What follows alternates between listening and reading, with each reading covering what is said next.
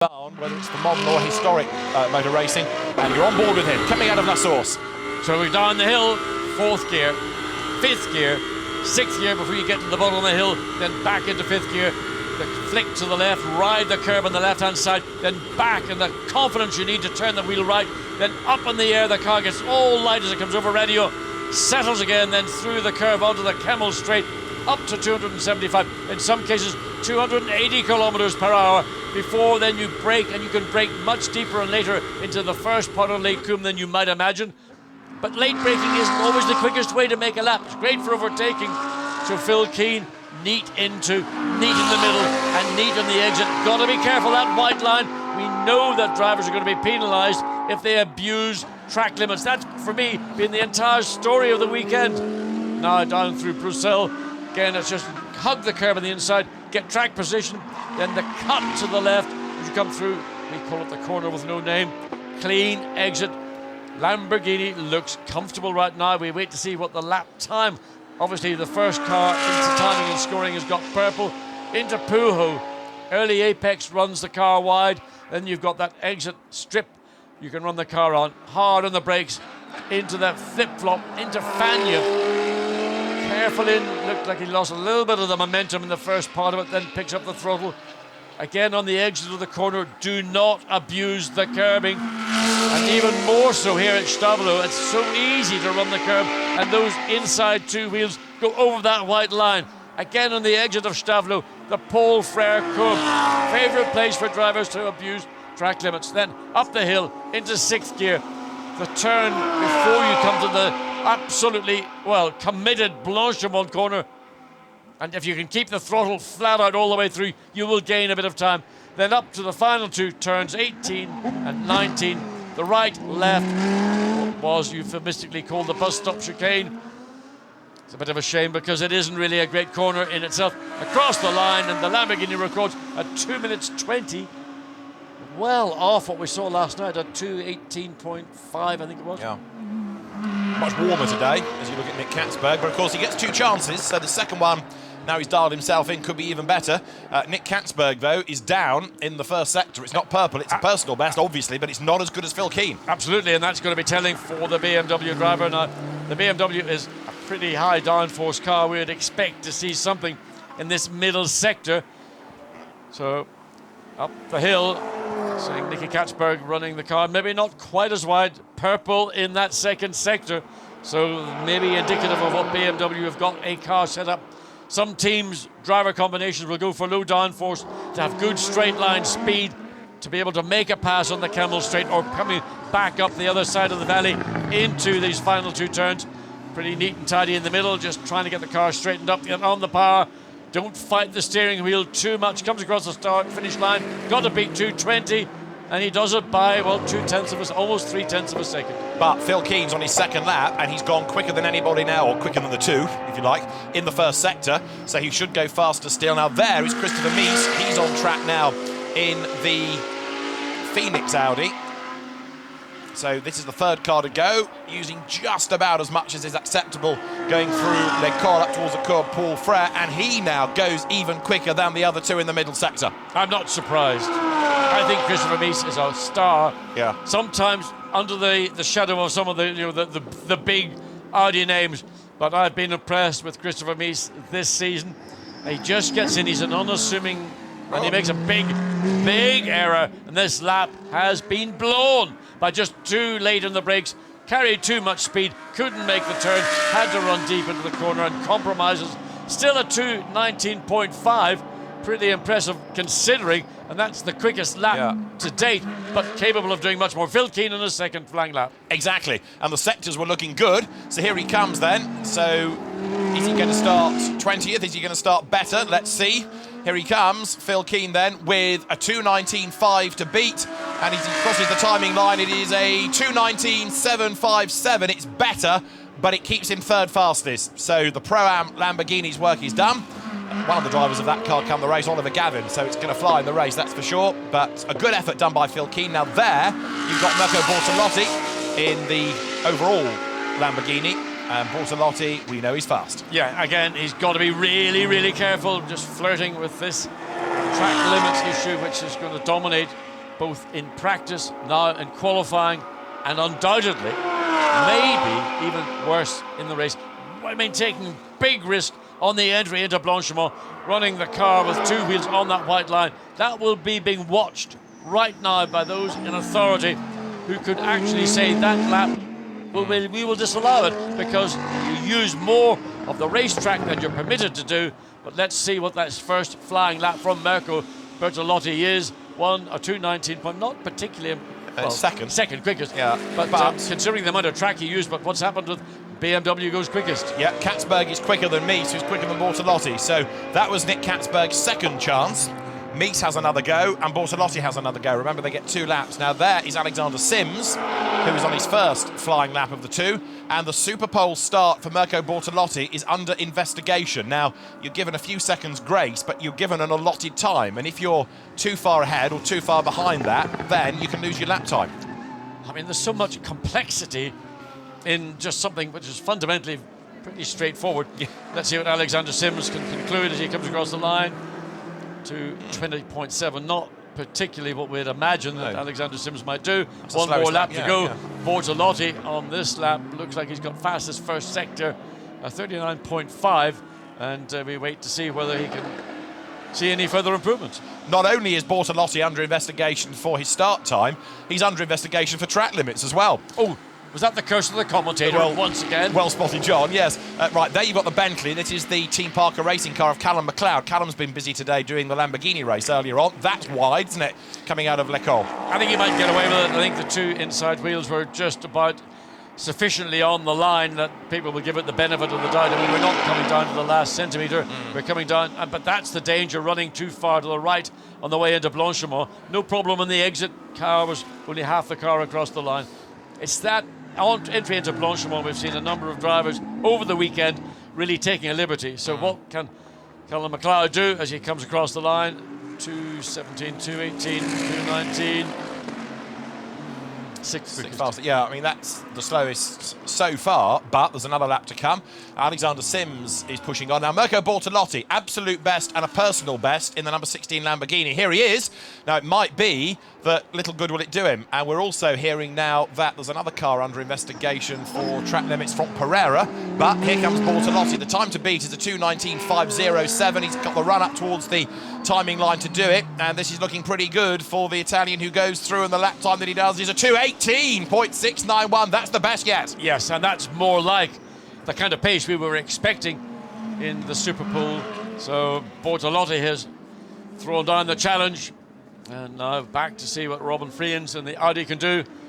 Comes out a neat exit out of the final 2 corners, but lap time 2:19.6. Robin Friens currently 4th with that lap. There's one more lap to go, and to challenge the time that Mirko Bertolotti has just said, that's a strong lap.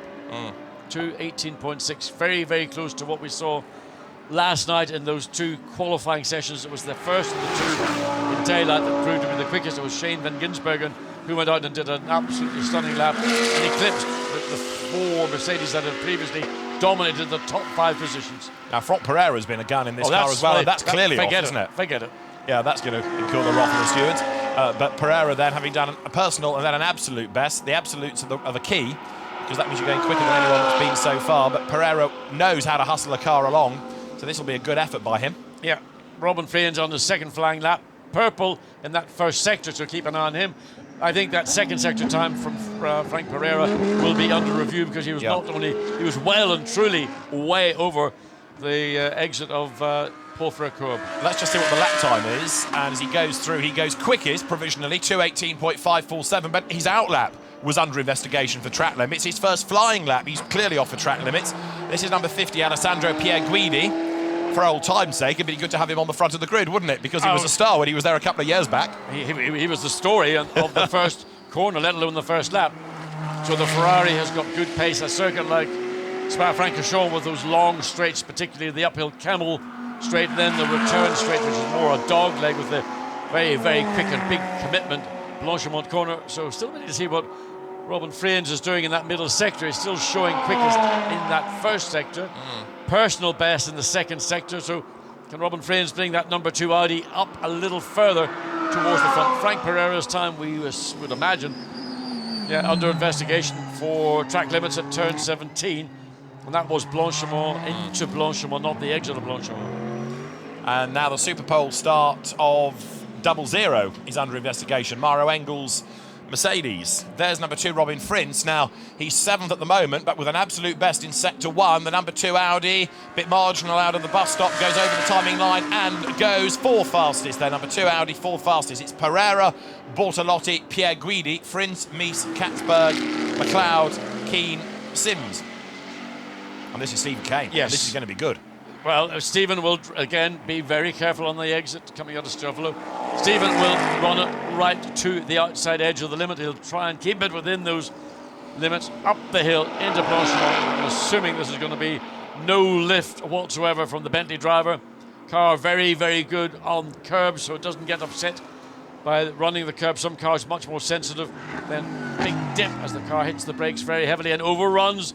Again, you could see he braked really heavily, braked slightly late, compromises this lap, compromises his second lap, which is about to commence, having coming across the start-finish line. So Stephen Kane drops to 2 minutes 20.6, the slowest of the 10 cars currently on out. It's the Ferrari, the 50 Ferrari of Pier Alessandro Pa Guini, fastest overall in the first sector. Wouldn't it be lovely to see an Italian car get in the middle of all the other, particularly the Mercedes and Audis, which have dominated to date. And of course, do not forget the Garage 59, the number 58 McLaren of Van Ginsbergen, Rob Bell, and just watching to see what was going on with the Ferrari. So Pierre Guidi then, this is his second lap. He is 3rd on his existing lap. He's done the absolute best now in Sector 1, but he's down in Sector 2, and he's down by 9/10 of a second. So good start, but a big chunk of time lost in the middle sector. Now this is Mauro Engel, who is at the wheel of the Linkin Park sponsored Mercedes, and doesn't it look good? If you didn't watch the coverage last night and it's your first time seeing the car, I think you would agree this looks like a proper bit of kit. And Mauro Engel will break the beam at the end of his first lap to go quickest of all, 2:18.449.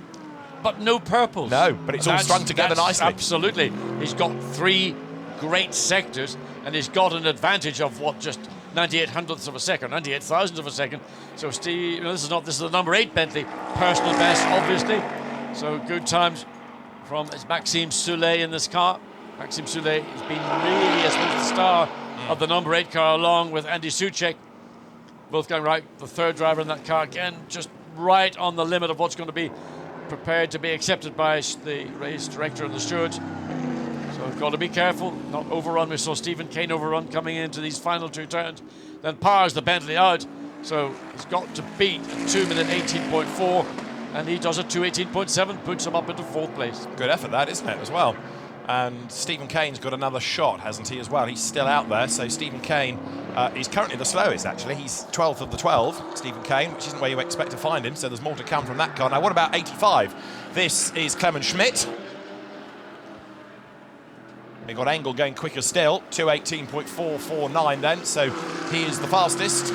And Engel has done an absolute best in the first sector of his next lap. Mercedes would be my sleeper for the event, because we've seen some really strong performances from the 85 Mercedes-Benz. But running very wide like that, you're putting yourself into jeopardy when your first lap be challenged.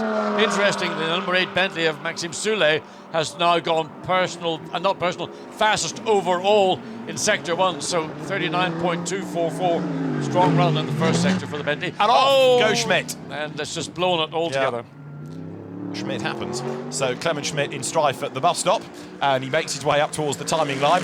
Stephen Kane had gone up to 11th, incidentally, and Mauro Engel's gone quicker in the middle sector than anybody else. Here he comes. So he's already the gun, and is he going to go even faster? Mauro Engel, who has been a real hero in GT Mercedes around Macau. He was the man in the Nürburgring 24 hours earlier on in the year, comes now up towards the timing line.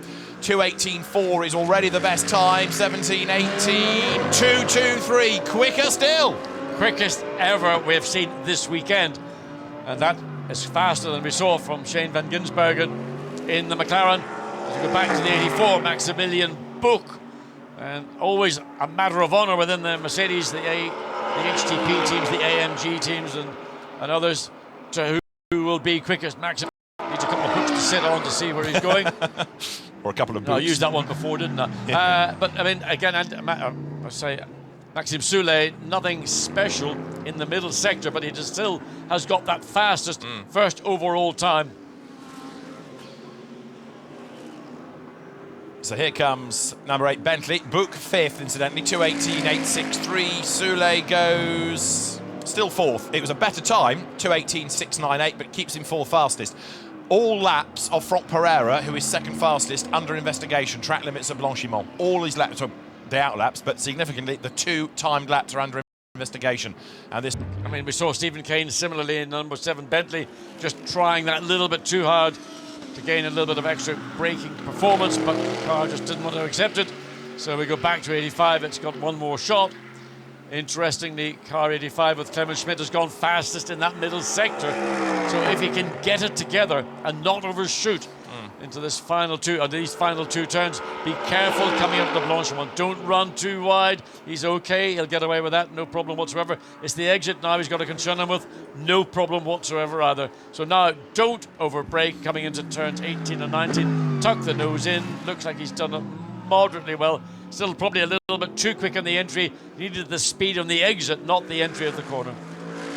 and 14th he was, and fastest he is. How about that? 2:18.025.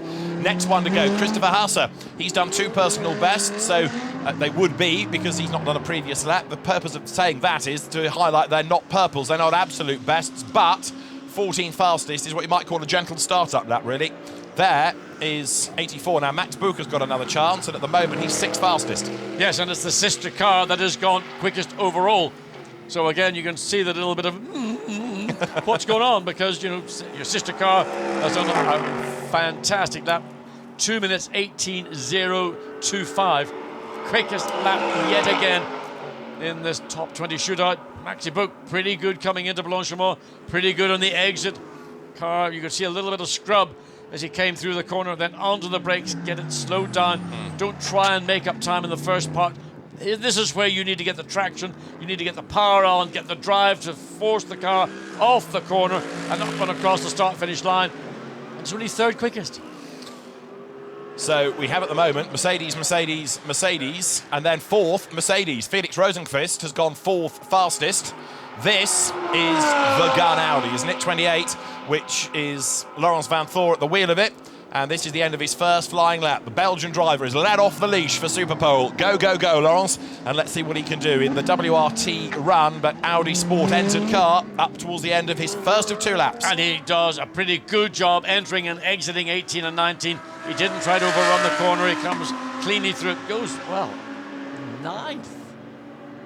9th. At 2:19.152. He was just warming up. He's still got one more lap to go. Exactly. There's a plan. Don't do it all too soon. And most people have been quicker on the second than the first anyhow. Now, this is the Christopher Hauser car, which, remember, did a fairly gentle start-up lap to be 16th fastest, so 2:19.846 the lap time. Now we're looking at personal bests, so a 39.8 in the first sector, that's 6 tenths down. A 64.0 in the middle sector is 8 tenths down. It's not that great, this, is it, from the Santalot car? Again, I mean, probably at the time will be under investigation. Ran a bit wide on the entry into Blanchimont. I mean, everybody knows you've got to be careful, and it's you're just trying to nick as much of the racetrack without getting nicked yourself. Now the McLaren is on track. You've just seen it go through the shot. So Shane van Gisbergen is out there. As there is Christopher Hauser, who goes 9th. It is an improvement. 2:19.143. This is the Daniel Junqueira Mercedes, the former Formula 3 Euro Series champion for the Black Falcon team over the timing line. That's the start-up lap done. That's 18 fastest, but there's more to come. And we've got 2 more drivers to offer up 2 lap times. Shane van Gisbergen and Maximilian Goertz are both out there. So the 85 comes in, current provisional pole sitter, and he's got 9 thousandths of an advantage from the 88 car, which is, that's the sister car, Felix Rosenqvist. And this is the Van Thor effort. So, yeah, Rosenqvist's been flying under the radar, but 2nd fastest on his 2nd lap. So Felix Rosenqvist, 9 thousandths of a second shy. Over the white line goes Van Thor, but he's pushing. How is he doing in the sectors? Personal bests, but they're not purples. So he's about half a second down in the first sector. And Maximilian Goertz is looking good because he's done a personal but an absolute best in the middle sector. Maxi Goertz, winner of the event with Ben Schneider, and Maxi Buch comes over the timing line and will go 5th on his first effort. Yeah, he was sort of hesitated on the exit coming out of the final 2 turns. Laurens van Thor, personal best, first and second sector. Is this going to be a Audi provisional pole position? It's going to be 3rd row of the grid, but Maximilian Goertz on that lap, he got personal fastest overall in the second sector, so we were looking further down to see what Juncadella is doing. There is the McLaren going rather slowly. Rob Bell's face, is that a problem? I don't like the way the lights were going on and off. Well, I wonder, is that a power system problem? Suddenly the McLaren creeping around, and that is something we hadn't expected to see, let alone Garage 59. So Mercedes with everything crossed here, because it's at the moment a top 5 lockout for Mercedes. Daniel Juncadella has yet to complete his 2nd lap. Here he comes with good sector times up towards the bus stop then through Blanchimont, but is that a problem for the McLaren? We'll have a look in a moment. Well, it is, because middle sector time 1 minute 14 against the best is round about at 1:03, so clearly we saw the McLaren slowing down. Now, we don't know the reasons for that, whether Shane van Gisbergen's been able to reset whatever the problem is. There are fail-safe devices within the cockpit for a driver to reset. He will only not. Well, he's not. He's stopped on the exit of Stabilo. Juncadella has gone 5th, incidentally, but this is the big story, that last night's quickest car is stranded out by the side of the circuit. Yes, better it happens now than in the first laps of the race, but even so, drama for Garage 59. Maximilian Goertz then is also going to be affected, isn't he? Because there's a yellow light there, meaning he should lift a little bit with a car stranded up the road. So Goertz, in this sector, on the back of an absolute best in the middle, has to go past the stationary car. Yeah, now the issue about, is it a double wave yellow or is it a single wave yellow? Because from Hockenheim we understand there will be no double waved yellows in qualifying. It will be a red flag. That is not the case here. He's not only quickest, personally fastest overall in the middle sector, so that'll get somebody's attention. But overruns again, just braking too heavily, too late into turn 18, and overruns and loses the momentum off the turn up into the start-finish straight. What's that? It's pole. Yeah, it's pole. It is 217.651, and there's the reception. Even Clement Schmidt has to force a smile because he's going to be 2nd on the grid. And it was a personal best in the last sector. The last sector was with the yellow flag. That, I've no doubt, will also draw the attention of everybody, because not only has he gone personal fastest overall, but he's gone quickest by over 0.3 of a second. That's a considerable amount of time when you consider the rest of the field is covered by, well, there we just forget about what the rest of the field, that's the story. Yeah, absolutely. The car that dominated the first part of qualifying on Thursday evening, stranded down at the exit of La Source, and we don't know the reason. We hopefully will find out. Clement Schmidt, though, real good story that, because that's somebody that doesn't always get the credit he deserves, and perhaps hasn't been seen too much as a high-profile GT racer, but he just gets on with the job and has delivered in style in that session, and he missed out by 0.3, admittedly, but a good effort to be on the front row of the grid. But we were talking last night in qualifying about how Mercedes was here with its sledgehammer to crack a given nut, and how about that, because the top 6 on the grid are all Mercedes. I would say the big story, aside from the Mercedes domination, and the McLaren, is who will be in the pole position Mercedes-Benz for the first time in a Blancpain event. Gary Paffett. You reckon? No, well, I don't mean he's not going to start, but I mean, what a great way for Gary to have his... Oh, I see what you mean, yes. Your first 24-hour race in Blancpain Endurance. Start that car he's in, starting in pole position. You know, is the guy blessed, or is it the team blessed? Whatever it is, we have to wait for that time to be ratified, but certainly dominating time by over 0.3 of a second. Yeah, Maximilian Goertz did the time. There's sense for him to start because he knows about GT racing, but it's been an intriguing session. But the question mark now is over the McLaren, isn't it? And what is the problem? Let's just quickly run down the order. So Goertz the fastest then. You can see Thomas Jaeger and Gary Paffett as his co-drivers, Indy Doncia and Luciano Baccatta with Clement Schmidt for 2nd. Felix Rosenqvist 3rd, Mauro Engel 4th, ahead of Maximilian Buch, and then Danny Juncadella 6th in a car that runs in Pro-Am in the race. 7th Laurens Vanthoor, 8th provisionally from Pereira, ahead of the Mirko Bortolotti Lamborghini, then Maxime Soulet, Alessandro Pa Guini and Christopher Hauser for 12th. Then we have number 2, which is Robin Frins, ahead of Christopher Mies, 15th Nick Katzberg. Then we have the Bentley of Callum McLeod. Phil Keane was 17th, 18th for Stephen Kane, 19th fastest Alexander Sims, but no time at all for the McLaren. That's the talking point. What's the problem? Can the McLaren be made good, ready for the start tomorrow of the 2016 total 24 Hours of Spa?